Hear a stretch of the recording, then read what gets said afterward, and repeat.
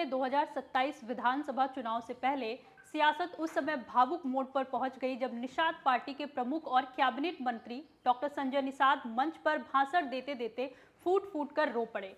अपने संबोधन के दौरान उन्होंने कहा कि हमारे लोगों का वोट छीना जा रहा है, हमारी बहन बेटियों की इज्जत लूटी जा रही है। अब समय आ गया है कि समाज अपने हक के लिए एकजुट होकर खड़ा हो।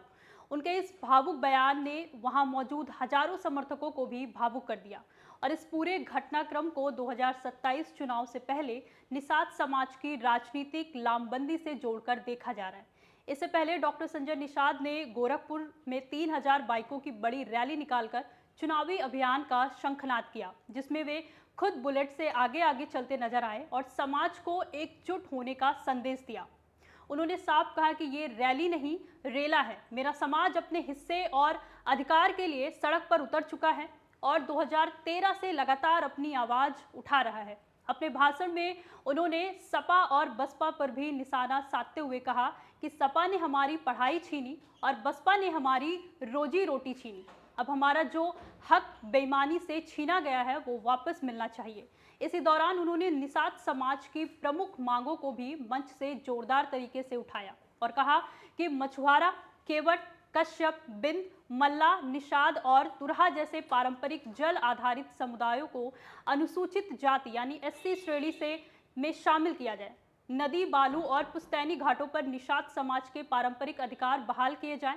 वर्ग 3 की भूमि को दोबारा मछुआ समाज के लिए आरक्षित किए जाए ताकि समाज को अस्थायी आजीविका मिल सके। विमुक्त जाति और पारंपरिक जल समुदायों के अधिकारों को फिर से लागू किया जाए और ओबीसी आरक्षण से 9% हिस्सा काटकर निषाद समाज को एससी श्रेणी में शामिल करने की मांग पर सरकार निर्णय ले। उन्होंने ये भी कहा कि निषाद समाज को उसका संवैधानिक अधिकार मिलना चाहिए और इसके लिए प्रदेश के 4 बड़े शहरों में बड़ी रैलियां की जा रही हैं और उसको मजबूती से आगे बढ़ाया जाएगा। मंच से भावुक होते हुए उन्होंने समर्थकों से अपील की कि दलालों से सावधान रहे और निषाद पार्टी को मजबूत बनाए, क्योंकि ये पार्टी समाज के बच्चों का भविष्य तय करेगी। अब सबसे बड़ा सवाल यही है कि डॉक्टर संजय निषाद की ये भावुक अपील और लगातार उठ रही ये मांगे सरकार तक असरदार तरीके से पहुंचेगी और क्या आने वाले समय में निषाद समाज को एससी दर्जा समेत उनके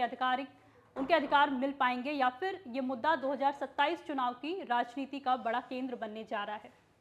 इस मुद्दे पे आपकी क्या राय है, हमें कमेंट करके जरूर बताएं। देखते रहिए नारी टीवी यूपी। नमस्कार।